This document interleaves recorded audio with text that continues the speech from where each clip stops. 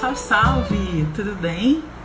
Gente, deu uma panezinha aqui e deu uma demorada. Já tava até suando, mas acho que vamos entrar ao vivo já para essa live muito especial. E eu não estou sozinha, estou aqui acompanhada de ninguém mais, ninguém menos, né?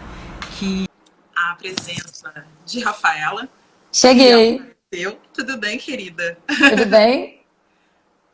Como é que você Deixa eu tá? só colocar aqui a Estamos câmera de aqui. um jeito que fique mais enquadrado. Como você quiser, como você quiser. Eu Muito coloquei um bem-vinda ao suporte. Muito Sobre Humanos. obrigada. Muito feliz. Rafaela, que é a nossa diva mãe e professora Raso, né? E para começar, eu vou apresentar as credenciais de Rafaela para que vocês conheçam, caso seja o caso, né? Vocês não conheçam a Rafa. Ela é mestre em estudos de linguagem pela Universidade Federal Fluminense, é bacharel e licenciada em letras pela Universidade Federal do Rio de Janeiro e tem habilitação em português de licenciatura desde 2007. E foi também bolsista de iniciação científica, saudades, iniciação científica, Oh, meu em Deus. 2007. Além, ela é professora do ensino básico há 15 anos, apesar desse rostinho, né, de criança, e atualmente leciona linguagens no Colégio de AZ, onde eu também trabalho. Além disso, a Rafa é mãe de dois meninos muito lindos e espertos que devem aparecer por aí a qualquer momento, que foi o combinado para que essa live acontecesse. O Davi e o Gabriel, o ex-Gabolinha, e é a única amiga que eu conheço cujo cônjuge já tomou a primeira dose da vacina. Então, Eu posso bem-vinda, me Rafa. gabar. Muito Pode, pode. obrigada. Muito Você, feliz. eu também. Quero agradecer muito o convite das meninas. Estou muito honrada de participar do projeto.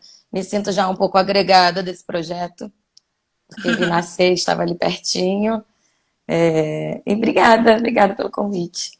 Isso, obrigada a você por ter topado conversar ontem, enfim, quando a gente começou a organizar o roteiro e tal.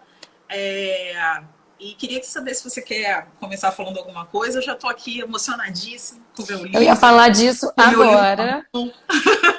Eu já amei que você colocou o Lima ali no fundo. Então arrasa esse cenário já. Eu adoro essa foto, essa capa, é muito maravilhosa. Embora esteja escondido, na hora que a gente for falar do livro, eu boto aquela capinha, né, para aparecer o título. A Pra referência, poder, né? mas deixa ele assim por enquanto. Que a nossa conversa é sobre vestibular da UERJ Isso. e, inevitavelmente, tá todo mundo em semi-desespero, né? Desde que mudou a data da prova, alteração do edital, né? Ainda não saiu, as pessoas estão bastante tensas com isso. Como professora, né? O que você vê, como você pensa assim, essa possibilidade de mudança no edital, como isso pode desestabilizar e como a gente vencer esse desafio, né?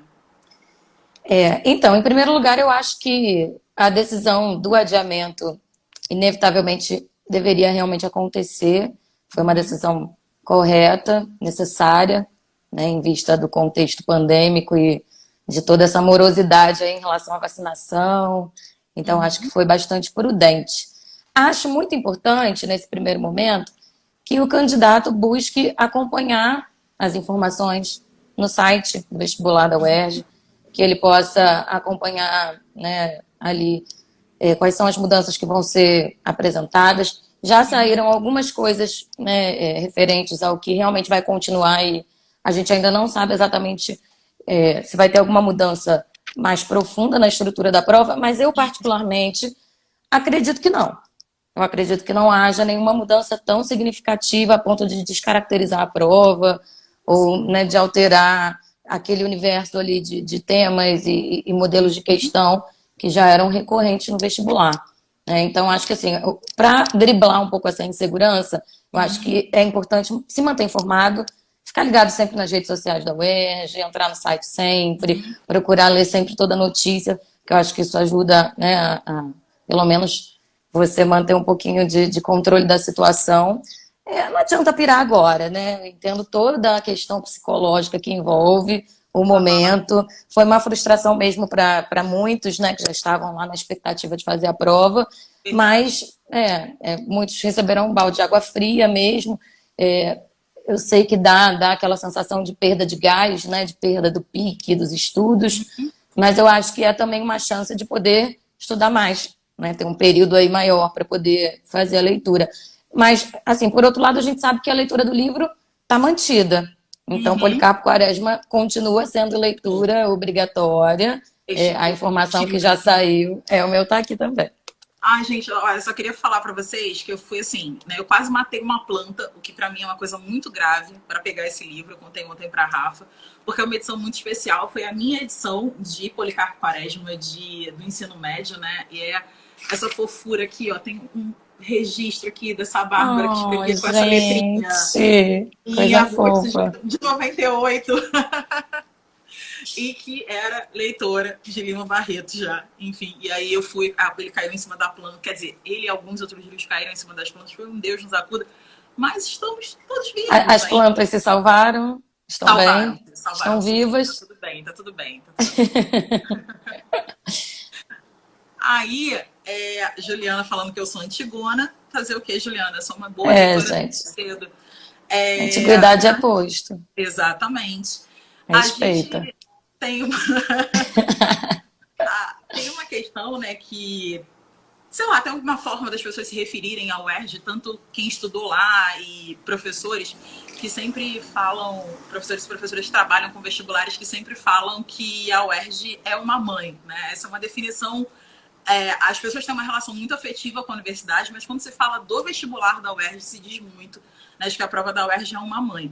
Nesse sentido, você acha que alguma alteração, quer dizer, a alteração no calendário, né? Você não acredita em uma alteração na prova, que isso pode ter gerado um susto, ok, mas a universidade não vai mudar um perfil e cobrar coisas que ela nunca cobrou, né? Tratar o livro de outra forma que não foi vista nos exames de qualificação anteriores? Eu acredito que não. Até por conta de todo o contexto. Fazer uma mudança estrutural agora, aos 45 aí do segundo tempo, seria muito problemático. Eu acho que não é o perfil da banca fazer esse tipo de coisa. Eu acho que não vai ter nenhuma surpresa desagradável, pegadinha, né? O vestibular ele é bastante previsível. Existe um modelo de questão que é recorrente há bastante tempo. E eu acredito que alguns tópicos devem continuar sendo recorrentes, né? Talvez a gente possa pensar numa mudança de peso das questões, já que não vai ter a fase discursiva, mas o modelo da prova eu não acredito que a gente tenha grandes mudanças. Na parte de linguagens, que é uma prova que tem, em geral, né, na parte mesmo de língua portuguesa, excluindo a língua estrangeira, em torno de 13 questões, mais ou menos, né?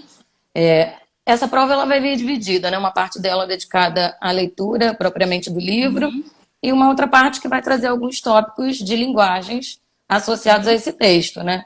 E aí acredito que se o aluno continuar estudando pelas provas anteriores, ele é sucesso, ele acho que consegue se sair bem também, seguindo esse mesmo modelo.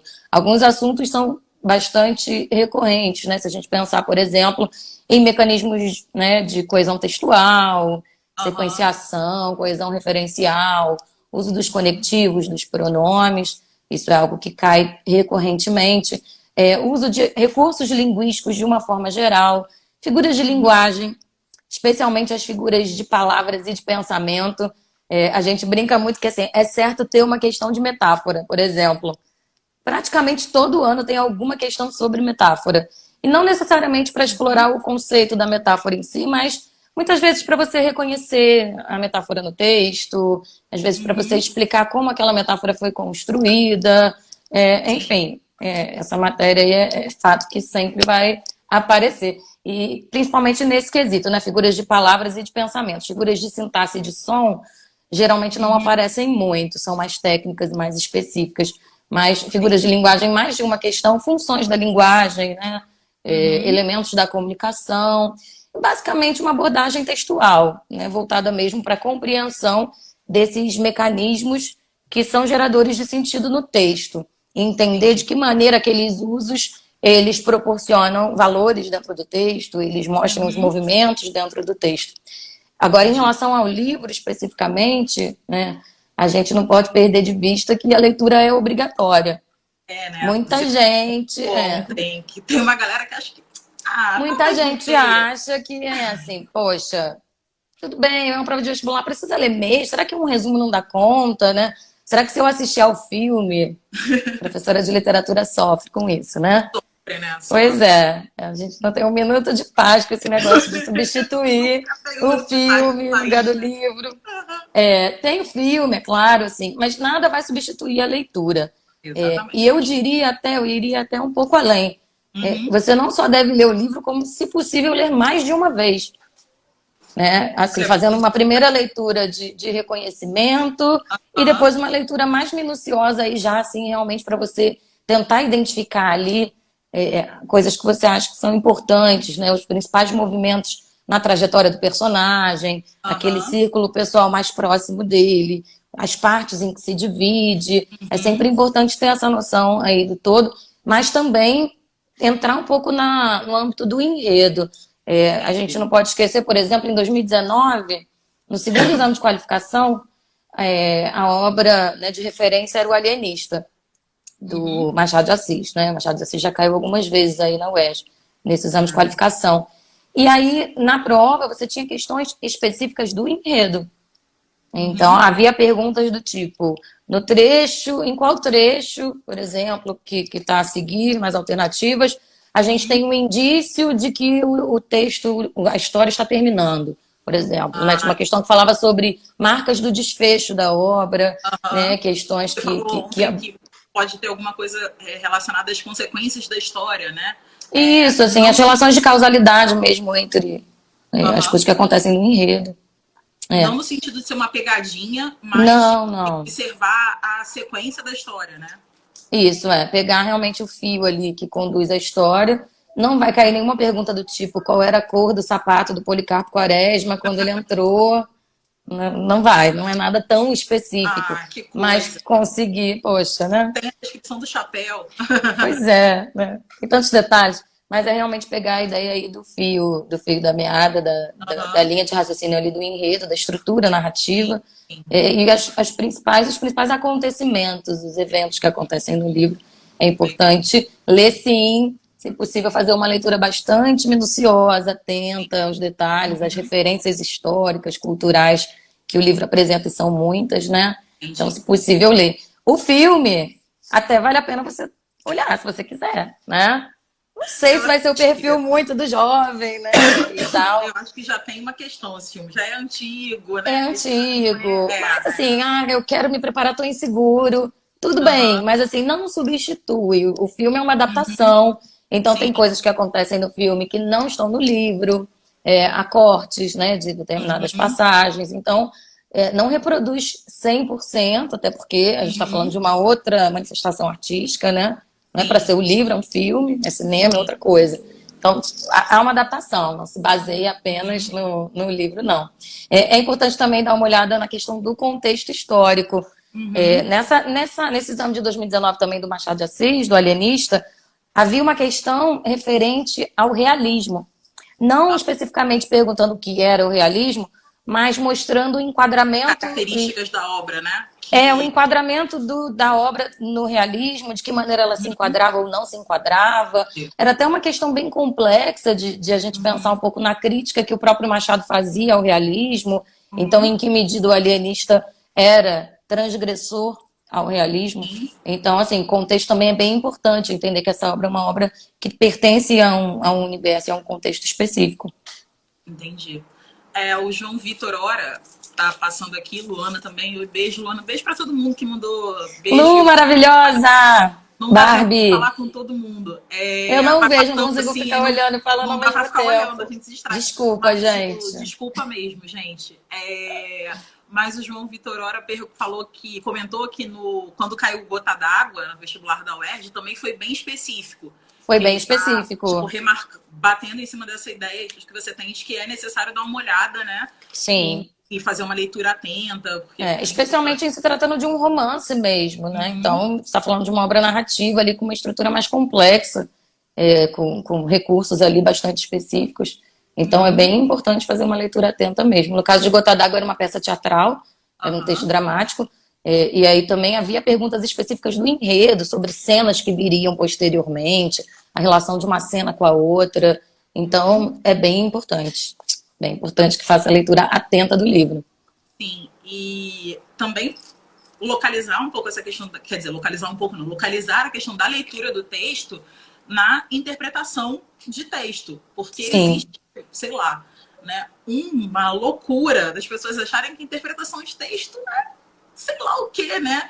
Tem uma parada muito louca, as pessoas acham que é vozes da minha cabeça, não tem resposta certa. Na hora eu vejo que eu respondo, sei lá, assim. Como é que é. você lida com isso como professora? Ou você acha que está ficando mais. Você acha que está ficando mais fácil de enfrentar? É menos comum do que me parece? Ou ainda é bastante recorrente essa ideia? Eu acho que entre os vestibulandos, talvez esse equívoco, essa visão equivocada não seja tão predominante, em vista de que eles se preparam e aí eles, avaliando as obras, percebem que a coisa não funciona dessa maneira, né? É um Uhum, equívoco, é um senso comum, né, em relação a. Eu acho que a tudo que remete à arte. Existe um uhum, estereótipo em torno daquilo que está relacionado à arte, e que uhum. arte seria coisa de pessoas que viajam, né, de pessoas que estão em devaneio, que fantasiam. Então, acho que isso vem um pouco dessa construção aí do senso comum do Aham. artista como uma pessoa que vive no mundo da lua, e acaba resvalando também nessa questão da interpretação de texto. Interpretação de texto não é intuição, né? Muita gente Uhum, acha que não, eu vou ler aqui, o que eu estiver sentindo eu vou colocar. Talvez por uma uhum. formação também escolar que não proporcionou esse instrumental, essas ferramentas para que Sim, você sim. possa conseguir interpretar. Talvez aquelas perguntas que a gente tem, né? Tipo, qual é a sua opinião? O que o Aham. autor quis dizer com isso? Isso Sim, acabou também moldando muito mal, né, a relação das pessoas com literatura, porque não é bem por aí, né? Tem umas essa. histórias que contam, umas lendas dizendo que Uhum. Drummond, por exemplo, questionou o gabarito de um vestibular da UFRJ, Aham, né? aham. Porque perguntaram o que, que ele queria dizer e ele disse que E queria ele dizer outra disse que não queria coisa. dizer nada, Ele né? questionou o gabarito. Então, não é bem por aí, né? Para interpretar, você tem que saber identificar os mecanismos linguísticos do texto. Você Uhum. precisa entender qual é o gênero, sobretudo se tratando de texto literário, né? A que gênero aquele texto pertence? Ele é um poema, ele pertence ao gênero lírico, ele é uma narrativa, ele é um texto teatral. Que instrumentos e ferramentas dentro daquele gênero o autor dispõe para poder Uhum. construir os sentidos que ele pretende, né? De que maneira a forma do texto ela proporciona sentido, né? Eu tinha um professor na faculdade que ele falava isso. Interpretar é dar sentido à forma. Aham. Então, a obra de arte se apresenta dentro de uma forma para você e você, junto com o autor ali, constrói esse sentido, né? Mas sempre construindo com base naquelas marcas ou nos elementos que o autor te oferece, que estão visíveis Aham. ali. E não em coisas que você imaginou, mas que não tem como você provar, né? Então, para interpretar, precisa provar também. Se você acha alguma coisa sobre o Sim. texto, prove, né? Não Tem é técnica, intuição, não né? é Não é, viagem, existe técnica. não são coisas aleatórias e nem mágica, né? Que você vai Não fazer é. na hora, assim, do tipo, não preciso nunca Vai estar vir uma interpretando o texto. inspiração, Quando né? chegar na hora da prova, eu faço, né? Isso, não, na hora eu vou ler o trecho e aí eu vou Aham. conseguir intuir. É complicado, E não é por aí. não é por aí, né? Tá. E nesse sentido, você tem alguma indicação tanto de conteúdo ou de técnica de estudo para interpretação, assim, como alguém que talvez ainda tenha ficado nesse universo, né, de qual é a sua opinião, o que, que o autor quis dizer numa determinada... Como você diria, abre mão disso e dá uma olhada desse jeito no conteúdo para te ajudar a fazer a prova? Eu acho que é importante, em primeiro lugar, dar uma olhadinha nas provas anteriores, porque a gente está falando de uma Uhum. banca que tem características específicas, Sim. a abordagem acaba sendo diferente. Então, observando as provas anteriores e como essa questão da interpretação de texto é abordada, o Aham. aluno já vai perceber que ali é preciso ter algum conhecimento linguístico que vai oferecer esse instrumental. A prova, né, do exame de qualificação é uma prova de português instrumental. Isso Uhum. significa que você precisa ter o nível da compreensão do texto, então você entende do que o texto trata e, ao Aham. mesmo tempo, você é capaz de identificar as marcas linguísticas que o autor utilizou ali para construir esses sentidos. Então, é bastante importante que haja um estudo nessa direção, assim, de uma preparação, de um treinamento com as provas anteriores Aham. e olhar realmente esse conteúdo mais voltado para a coesão textual, então rever Aham. realmente os mecanismos que proporcionam a progressão do texto, né? As marcas ali específicas para cada de temporalidade, de localização, as marcas específicas que vão te ajudar a poder fazer a interpretação mais plena ali daquele texto. Figuras de linguagem. Figuras de linguagem, certamente. Metáfora, então, gente, com certeza. Todo mundo, né? Nossa, e no último vestibular acho que caíram umas 3 questões, se eu não me engano, de figuras de linguagem. Uhum. Mas cai muito mesmo, tipo, Sim. catacrese, ironia, metáfora, essas coisas todas. Ironia, Barreto vai ser uma metonímia, vai ser incrível. Mas certamente vai ter, pelo menos umazinha, com certeza. Não é brincar de adivinhação, não, porque né, tem gente que gosta de brincar de adivinhação, não é, mas é recorrência mesmo. Ironia com Lima Barreto funciona bem mesmo. Bastante, eu acho que pode ser bem explorada, uma questão sobre ironia.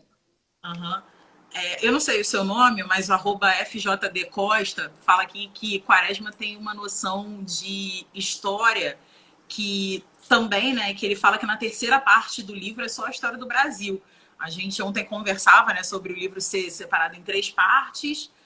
Enfim, a gente já vai falar sobre isso mais para frente, mas uma das coisas que a gente conversava era da maneira muito gentil, né, que o Lima vai fazer menção à figura do presidente, né? De como ele vai pensar a própria república e essa figura e como ele vê o Brasil, enfim, isso você tem toda a razão. A gente nota mesmo que tem esse olhar. Eu acho importante ter essa referência mesmo. Eu acho que é possível que também a gente tenha questões envolvendo essa contextualização, a visão crítica do autor em relação ao seu tempo. A gente não pode esquecer que Lima Barreto era um observador, né, um intérprete do seu tempo, então ele é o cara que tem um compromisso muito forte com o momento presente dele, e com isso ele vai realmente fazer referências ali diretas, a maneira como ele se refere a Floriano Peixoto como uma pessoa, né, desengonçada, uma pessoa sem, né, muita credibilidade, meio paspalho, assim. E até mesmo como ele descreve os militares de uma maneira geral, né, a postura em sociedade.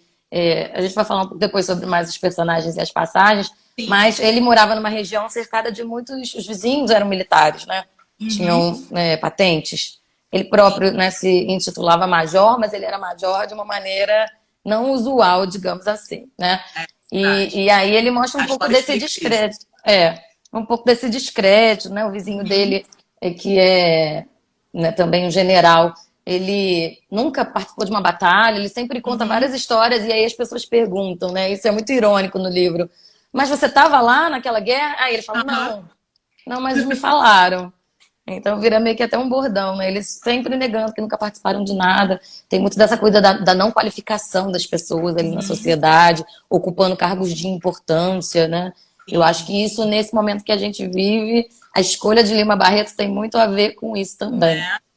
Dá pra passar aquelas letrinhas que aparecem no final do filme, né? Ou da novela, que assim, esta é uma obra de ficção, qualquer semelhança com a realidade é mera coincidência. É mera coincidência.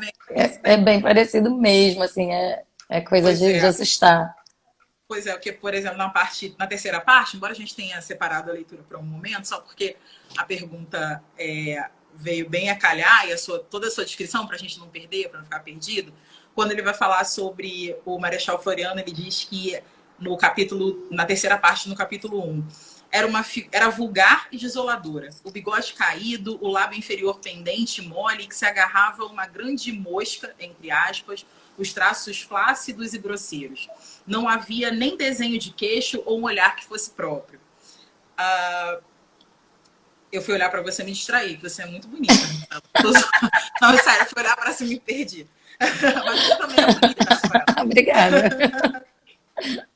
Ok. Nem um olhar que fosse próprio, que revelasse algum dote superior, e todo ele era gelatinoso, parecia não ter nervos. Não quis o major ver tais sinais, nada que lhe denotasse o caráter, a inteligência e o temperamento. Essas coisas não se vogam, disse ele de si para si.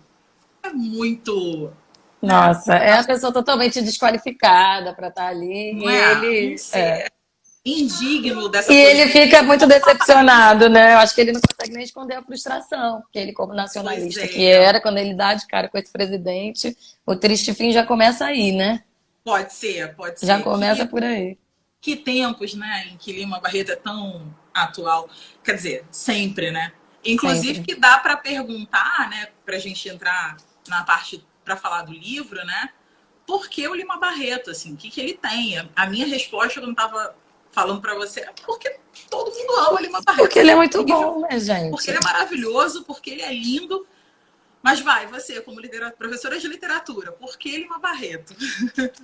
Então, em primeiro lugar, eu super concordo, porque ele é maravilhoso mesmo, Uhum, entendeu? Mas eu acho também por uma questão de justiça, de a gente fazer justiça à grandiosidade da obra de Lima Barreto. uhum, A gente sabe que ele é um escritor que passou por muitas tragédias pessoais.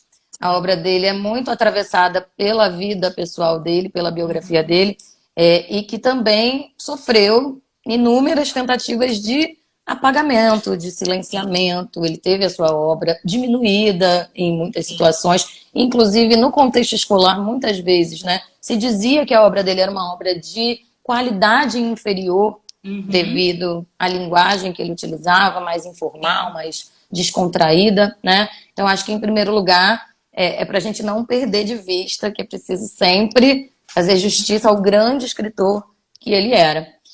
Eu acho que ele é um escritor fundamental, assim, da maior grandeza mesmo, Uhum, por ser, além de um bom contador de histórias, né, por trazer sim. narrativas interessantes, o que por si só já seria ótimo, mas também por ser um leitor muito perspicaz, assim, do seu tempo, por conseguir traduzir as principais pautas, sabe? A gente lê a obra dele e consegue enxergar exatamente a vida ao redor ali dele. Então, ele estava muito compromissado com isso. Eu acho que foi um modo até que ele encontrou de se colocar no mundo. Escrever, eu acho que para o Lima era uma maneira de ele participar mesmo da história, assim, da Uhum, vida, do momento presente dele. Então, há muitas coisas interessantes na obra dele que a gente pode aproveitar hoje em dia, mesmo sendo uma obra datada de um período anterior e ele ter esse compromisso com o momento presente, há aham, temas ali que são muito contemporâneos, né? Então, por exemplo, ele fala muito da política no Rio de Janeiro de desapropriação, que uhum, acontecia na época de Pereira Passos, né? Então, discutir essa questão habitacional no Rio de Janeiro, desde uhum, aquela época até hoje é uma pauta, né? Até hoje é um problema. Falar sobre, né, questões políticas, sobre a República, a visão que ele tinha de República, que era uma visão negativa, né? Ele atravessou os dois períodos, né? Então ele viu o antes e o depois, e ele tinha um pouco dessa visão também meio saudosista do passado, porque a vida dele foi, né, passando uhum, por muitos percalços. Ele já vinha de uma família que tinha uma situação mais confortável, e aí de repente a mãe morre, o pai uhum, problemas psiquiátricos, do nada ele se vê jogado assim muito jovem aí na vida, tendo que, né, uhum, sustentar a família e tudo mais. Enfim, e aí a gente vai encontrar muito dessas questões todas que são atemporais, mas que são também muito próximas da nossa contemporaneidade. É uma voz muito importante, né? A gente não pode uhum, deixar essa voz se calar, não. Mesmo nadando contra a maré ali na época dele, porque a maioria dos escritores, a gente está vivendo um momento aí, né, quando Lima publica seus livros, em que há um grande academicismo, né, no Rio de uhum, Janeiro, na cultura brasileira de um modo geral. Foi o início do século XIX, né, até ali o final do século, a gente tem muita influência, principalmente meados do século para o final, né? A aham, influência do positivismo, né, a influência das sim. correntes cientificistas. Então, tanto Lima, até o próprio Machado de Assis também, são críticos Uhum, desse pensamento, e ele uhum, vai trazer essa visão aí de alguém que nadou contra a maré, e por isso foi muito sabotado, muito boicotado, e a gente aham. não pode deixar ele ser silenciado, não. Beleza. Inclusive, acho que tem duas coisas que já dá para a gente direcionar para essa conversa. A primeira é que você já deu um sinal, né, de que qual é a importância da gente continuar lendo os autores clássicos, né, brasileiros. Por que, que a gente vai falar, por que, que o cânone é importante? É óbvio que a gente pode e deve encontrar vozes e expressões fora desse cânone, mas há também, quando se fala sobre os autores canônicos, uma dimensão de entender por que, que alguns estão fora, por que, que outros são mais valorizados, outros menos. O É, debate entre o Lima Barreto e o Machado de Assis é fundamental para a gente entender toda a construção da literatura brasileira e da maneira como se vê a literatura brasileira no mundo, sim, né? E também aquele momento para a gente dizer um chupa, Felipe Neto. Olha, eu acho assim, eu entendo as críticas, eu entendo de verdade que nem todo mundo se sente confortável lendo um tipo de literatura canônica ou de um texto mais antigo, né? A leitura em si, por si só, é uma atividade que exige, é uma atividade, né? Não é uma coisa passiva. Então, exige concentração, exige que você também pratique um certo esforço mesmo, é uma atividade. Eu entendo realmente, né? Mas eu acredito muito, assim, que o ensino de literatura, ele é, antes de qualquer coisa, ensino de leitura literária. Sim. Então, eu me preocupo muito. Não tem como você ensinar literatura sem texto. Não existe literatura sem texto, não tem como estudar literatura sem ler. Então, eu não posso falar da nossa história literária sem ler essa história, sem conhecê-la. E aí, eu acho que entra também, claro, a participação do professor nesse processo, né? Então, acho que a mediação é fundamental. A curadoria é fundamental também, de você conseguir fazer a seleção adequada dos livros, de acordo com a faixa etária, com o segmento, até mesmo a localização da escola, é uma escola, né, pública, é uma escola privada, tudo isso tem que ser lido para você fazer as escolhas certas. Então, tem um trabalho ali também anterior do professor que é mesmo necessário, né? E aí eu acho que, assim, trazer obras que fogem daquele contexto mais imediato dos adolescentes, né, dos mais jovens, você promover um deslocamento que eu acho que é necessário, né? Acho que é importante sair ali do lugar comum mesmo. E se deslocar realmente não é fácil, então isso gera uma certa resistência mesmo, né, de ter que lidar com isso. Quando eu, por exemplo, sei lá, você pega um livro como A Moreninha, né, um livro do início do século XIX, quando eu pego um livro como esse, tão antigo, né, tão considerado por muitos obsoleto, e aí eu leio com os alunos e eu mostro, por exemplo, como os adolescentes do século XIX flertavam, e aí a gente compara como é os dias de hoje, sabe? Eu acho que isso traz um senso, uma consciência para os mais jovens de caramba, né? Assim, realmente, eu faço parte de um processo histórico, olha só como era antes, olha como isso mudou. Eu acho que né? eu acho que traz essa consciência de que, né, a gente está dentro desse processo histórico. E outra coisa importante, eu acho que os clássicos, eles, muitas vezes, o critério que se usa para colocar uma obra nesse patamar de ser clássico ou não ser clássica é o fato de ela ter uma certa universalidade. É por isso que muitos deixaram o Lima de fora, por ele ser um cara tão assim preso ao seu tempo, um autor tão preocupado com a política, com a vida, com a realidade ao redor dele, enquanto Machado de Assis estava falando sobre questões mais filosóficas, como a vida, a morte, o amor, né, a existência humana. E com uma técnica entendida como sendo mais universal, né, do que o Lima E Barreto. com uma técnica mais inspirada nos grandes mestres da literatura universal, com técnicas narrativas mais consideradas mais sofisticadas, inclusive, com uma linguagem, por isso ele acabou circulando mais nesse ambiente acadêmico. Mas ler os clássicos nos coloca em contato com questões que são da ordem da natureza humana. E eu acho que isso traz para nós o senso de humanidade. Então, ler obras literárias clássicas ajudam a nos formar enquanto seres humanos. Maravilha. E ajuda a nos formar como leitores e leitoras também, claro, né? Sim. E então, aí... Felipe Neto, não se mete no meu trabalho, hein? Pois é, Poxa né? vida, hein? Fica difícil te defender.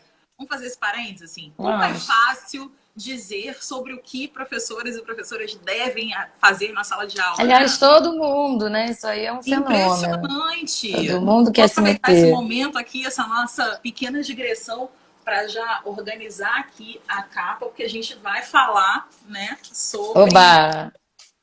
A gente vai falar sobre um aspecto importante da prova, né, e do livro, para quem não... Essa é uma foto, uma pintura feita do Lima Barreto. Essa pintura que vem na capa do livro da Lilia Moritz Schwartz, né, que é o Lima Barreto, Triste Visionário, trazendo uma analogia, né, ao Triste Fim, de Policarpo Quaresma. É um retrato que foi produzido para uma mostra e que ele tem a característica de retratar o Lima Barreto como um autor negro. Como muitos homens e mulheres também do seu tempo, mas sobretudo como muitos homens famosos do seu tempo, Lima teve a sua imagem embranquecida. Talvez o fenômeno que mais se conheça nesse sentido seja Machado de Assis, inclusive talvez pelo destaque, pelo tamanho que ele ganha na literatura brasileira. O Lima Barreto também, mas talvez um pouco menos, mas ainda assim, porque era uma característica da época. É óbvio Sim. que ele não se deixa falar, a negritude dele não está fora da literatura dele, né, de alguma forma, como algumas pessoas tentam dizer que na do Machado não está. Mas uma coisa que você me falava ontem, que no vestibular tem uma perspectiva de a obra, né, de leitura obrigatória ser confrontada com algumas revisões técnicas, né, revisões críticas que ela recebe. Você disse que se tinha uma possibilidade, né, disso acontecer, dessa abordagem que a UERJ traz no vestibular, e que você estava apostando que desses comentários críticos a gente pode ter alguma coisa da Lília. Texto da Lília. Assim, os textos que compõem a prova não são somente do livro, né, eleito para a prova. Então, você pode ter textos que atravessam de alguma maneira algum tema transversal ali à obra, tanto quanto alguma revisão crítica, né? Quando a gente teve o vestibular, e acho que foi 2020, né, em que cobrou-se o livro de sonetos do Vinícius de Moraes, a gente tinha um artigo do Antônio Cândido, crítico literário, falando sobre a obra de Vinícius de Moraes e algumas questões referentes a isso. Então, eu não descarto, eu acho bem possível que, além das passagens do livro em si, que a gente tenha alguma perspectiva crítica ali para trazer esse contraponto, para fazer algum tipo de análise. E como a Lília atualmente, assim, ela é a biógrafa, ela tem muitos artigos relacionados a Lima, tudo que envolve Lima Barreto atualmente tem um dedo da Lília, né? Quando houve a Flip em 2017, por exemplo, né, a festa lá de Paraty, a Lília também estava comandando várias mesas, participou de várias apresentações ali relativas a isso. Então, eu acho que se cair alguma coisa crítica, provavelmente vai ser dela. Então, assim, é claro que não é uma leitura obrigatória, o aluno não é obrigado a ler essa crítica. Era isso que eu ia te perguntar, né? Quando você fala que tem a questão do comentário, ou de um outro livro que pode ser trazido, assim, alguém pode já ter começado a ficar desesperado, falando, tem que ler esse. Meu Deus, eu vou ter que ler. Não precisa ler. Provavelmente vai cair o texto ali e você vai, durante a prova, fazer a leitura. Mas conhecer um pouquinho, assim, de qual é a perspectiva de análise dela em relação a Lima, o que ela fala a respeito dele, eu acho que não mata ninguém, não, entendeu? Então vale a pena. Tão maravilhoso. Eu acho que... E tem tanto material disponível na internet sobre isso. Tem muitos vídeos no YouTube da Lília palestrando, falando especificamente sobre esse livro. Eu acho que vale a pena dar uma conferida, sim. Verdade, você tem razão.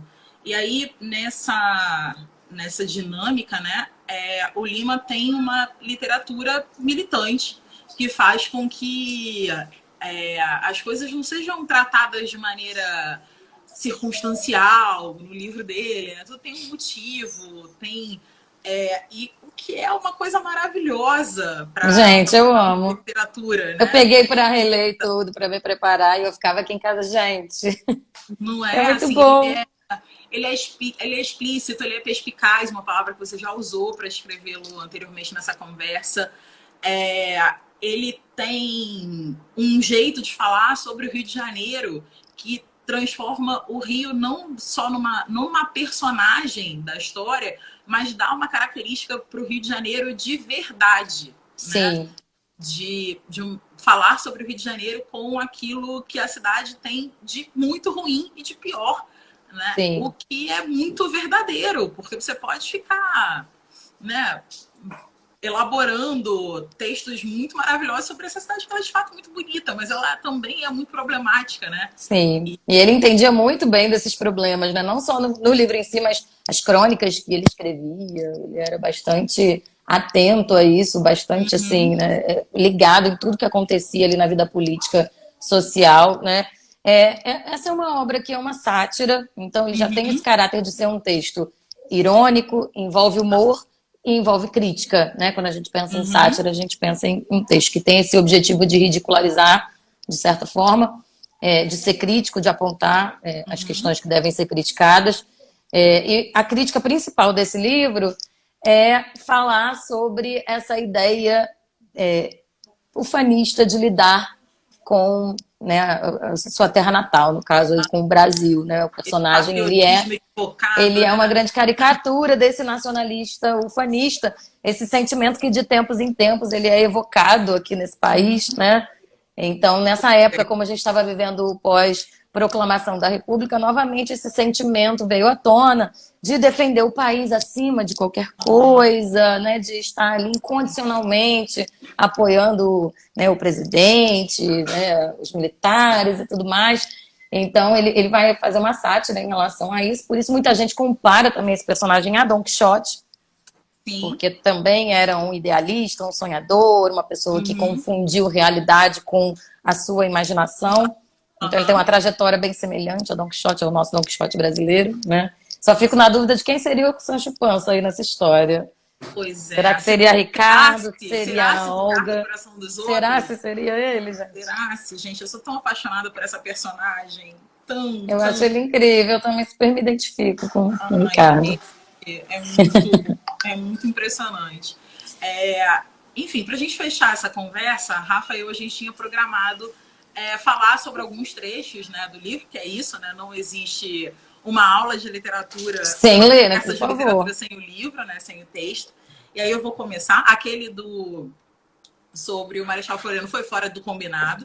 Mas foi muito, né, foi Deixa eu só dar uma contextualizada em relação às partes, para quem está então, também acompanhando meio perdido. O livro ele se divide em 3 partes. Cada parte ela é meio que independente uma da outra. Se você reparar, a numeração dos capítulos ela recomeça a cada virada. Então, quando começa a segunda parte, o capítulo é 1 de novo. Isso. Não tem essa sequência. Isso tem a ver com o fato de que esse livro foi publicado em formato de folhetim.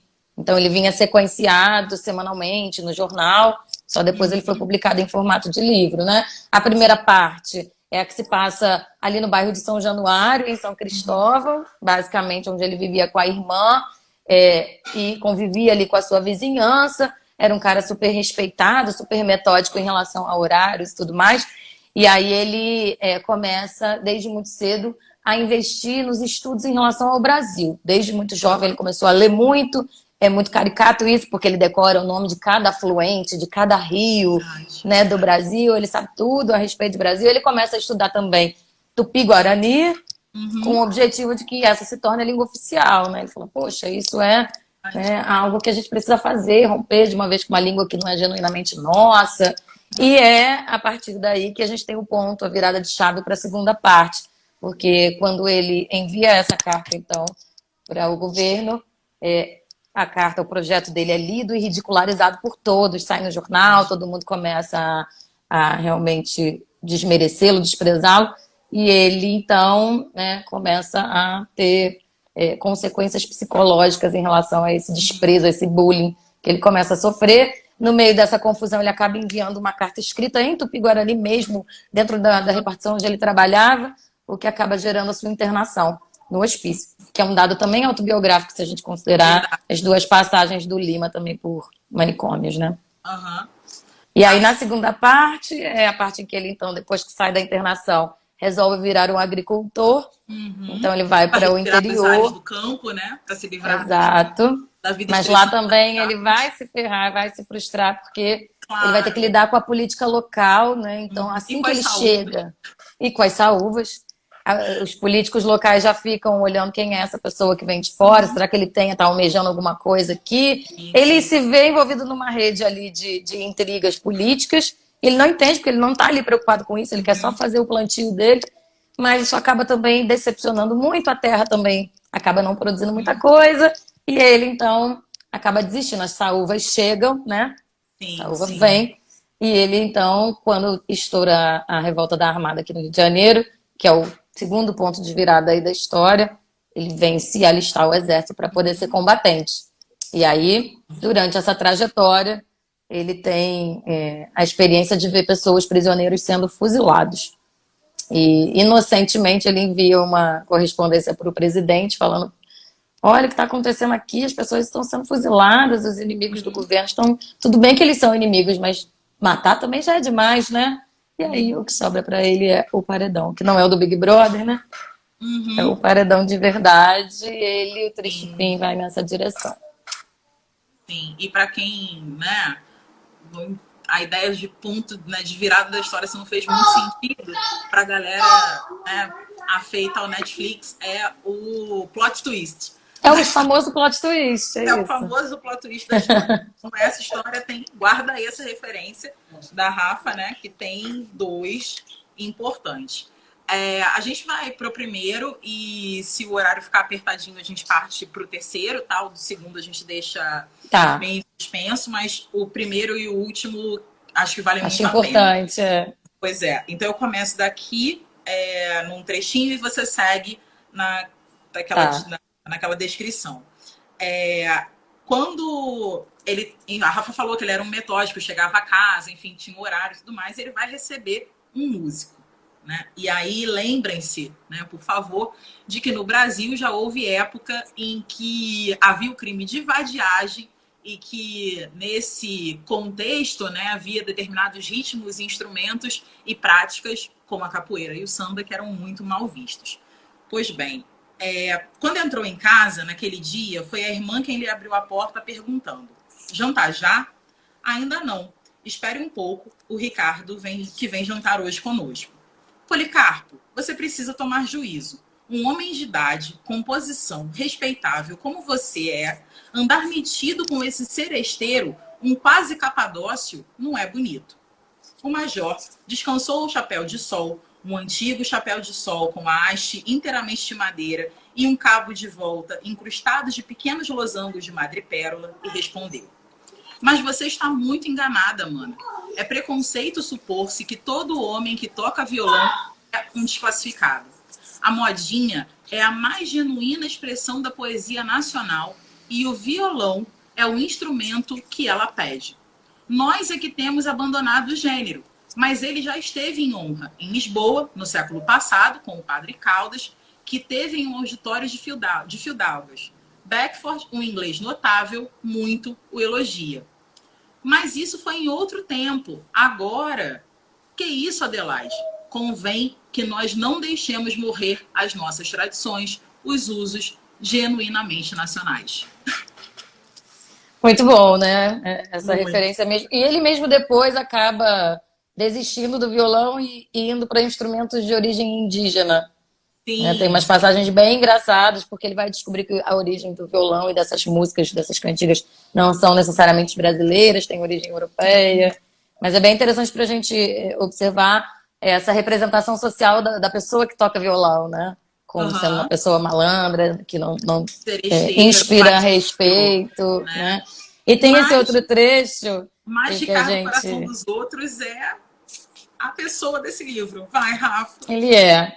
E aí tem um trecho aqui, na minha página, está na página 90, em que ele vai descrever como as pessoas viam Ricardo Coração dos Outros. Sim. Dessa maneira, Ricardo Coração dos Outros gozava da estima geral da alta sociedade suburbana. É uma alta sociedade muito especial e que só é alta nos subúrbios. Compõe-se em geral de funcionários públicos, de pequenos negociantes, de médicos com alguma clínica, de tenentes de diferentes milícias. Nata essa que impa pelas ruas esburacadas daquelas distantes regiões, assim como nas festas e nos bailes, com mais força que a burguesia de Petrópolis e Botafogo. Isso é só lá, nos bailes, nas festas, nas ruas, onde se algum dos seus representantes vê um tipo mais ou menos, olha-o da cabeça aos pés, demoradamente, assim como quem diz: aparece lá em casa que eu te dou um prato de comida. Porque o orgulho da aristocracia suburbana está em ter todo dia o jantar e o almoço. Muito feijão, muita carne seca, muito ensopado. Aí, julga ela, é que está a pedra de toque da nobreza, da alta linha, da distinção. Sensacional, né? Nossa, isso é muito bom, gente. Muito. É muito legal a maneira como ele passeia pelo subúrbio, né? Eu, que sou moradora do Meier e morei a minha vida toda no Engenho de Dentro, eu vejo aqui o nome das ruas que eu passeava quando era criança e tal. Então, a gente se sente bem representado. E é bem legal nesse trecho também essa visão, essa leitura bem certeira de que no Brasil, numa sociedade tão desigual como a nossa, é muito importante você parecer ser, né? Então, oferecer muita comida é uma maneira de você mostrar que você não está passando nenhuma dificuldade. Que tem fartura. Ele lê isso muito bem, assim, isso tem muito no subúrbio, né? De você ter fartura, de você ter comilança, e de você ser sempre recebido calorosamente. E isso tem muito a ver com essa leitura da sociedade da época, né? Considerando toda a proximidade também, por exemplo, da Lei Áurea, todo mundo queria muito se distinguir dessa perspectiva da servidão, né? Não, a gente está bem, né? A gente é da aristocracia suburbana. Sim, sim. Muito bom. E é isso, né, cara? Cria de pilares, vivendo, né, alguns anos em Maria da Graça. Maria da Graça é bem essa cara de aristocracia. Quer dizer, tem acho que todo bairro tem, não tem? Tem essa alta aristocracia, assim, inclusive, que sei lá, assim, é muito bizarro. Assim, os caras bizarro. criaram um sub-bairro que chama Bairro dos Ingleses, porque eles eram... Ai, gente!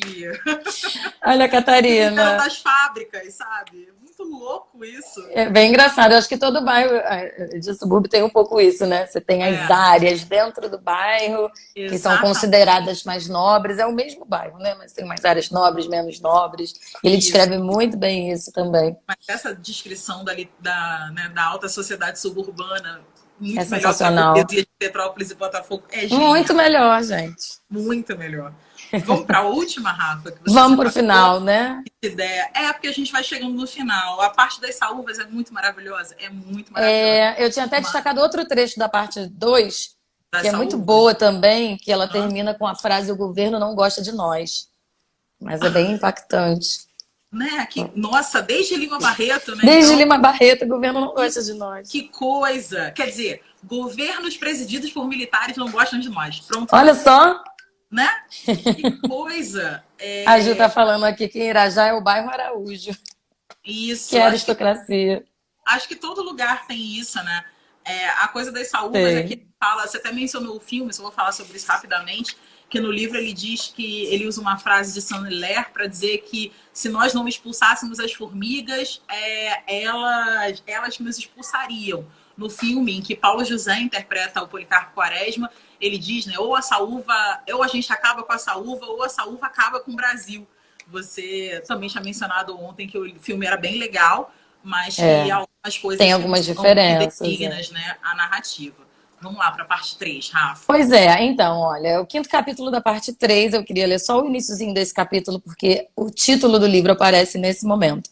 Como lhe parecia ilógico com ele mesmo estar ali metido naquele estreito calabouço, pois ele, o Quaresma plácido, o Quaresma de tão profundos pensamentos patrióticos, merecia aquele triste fim? E aí depois, né, mais adiante, ele diz assim: desde os 18 anos que o tal patriotismo o absorvia, por ele fizera a tolice de estudar inutilidades. Que lhe importavam os rios? Eram grandes? Pois que fossem. Em que lhe contribuiria para a felicidade saber o nome dos heróis do Brasil? Em nada. O importante é que ele tivesse sido feliz. Foi? Não. Lembrou-se das suas coisas de tupi, do folclore, das suas tentativas agrícolas. Restava disso tudo em sua alma alguma satisfação? Nenhuma. Esse momento final é a epifania do livro, é o momento em que cai a ficha realmente de que toda a vida que ele dedicou de devoção à pátria, à cultura brasileira, ironicamente o levou para esse fim, né, que foi o fuzilamento e a morte pelas mãos do próprio exército que ele tanto defendeu antes, né? Então esse final é bastante trágico, ao mesmo tempo irônico, um personagem patriota morrer como traidor à pátria. Pois é, que contradição mais adequada à história brasileira, né? E acho que isso não é por acaso. Enfim, você quer falar, Rafa, para a gente encerrar, se despede de todo mundo? Quero te agradecer muito, foi incrível e lindo, acho que todo mundo curtiu, teve comentários de várias pessoas, Luana, Catarina. Tem alguma pergunta aqui que a gente não respondeu? Lúcia também mandou um olá pra gente, fez vários elogios. @FJD Costa. Vocês acham que é tenso a leitura porque tem que separar o autor em si da personagem? Vários momentos do livro tem algo real do autor e alguma coisa que é real do conto, né? Ele fala, ou ela fala, enfim, acho que é da própria história. Em relação a separar a biografia? Eu acho assim, a leitura tem que ser independente, por mais que a gente saiba que o Lima, de um modo geral, ele faz muito isso, né? A obra dele é muito atravessada pelos os dramas que ele viveu. Mas acho que a gente também não pode se basear nisso, não. A obra ela é uma obra independente. Então, lê o personagem como personagem, Uhum, sabendo que ali você tem uma contextualização tanto histórica quanto biográfica, mas considerando o personagem como um ser independente. uhum. Então, com esse recado e essa dica final, eu reitero os agradecimentos. Rafa, foi muito, muito legal. Eu Espero amei, meninas. fazer Muito isso de novo. obrigada. Quero Obrigada a de você por novo. ter aceitado. Embora Gabriel e Davi não tenham Eles participado não desse momento, quiseram, eles estão jogando, eles me eles, né, trocaram. estão fazendo alguma coisa melhor, mas foi muito, muito legal. Eu Muito legal. amei também. Espero poder Obrigada, viu? participar outras vezes. Obrigada. Sim, sempre. A casa é sua. Beijo, gente. Beijo. Obrigada. Boa noite para todo mundo. Bom Boa momento para noite, quem bom estiver fim de vendo esse vídeo semana, depois. bons Cuidem-se, estudos. por favor, não aglomerem e se preparem para a prova da UERJ. Vai dar tudo certo. Beijo, galera. Tchau, tchau.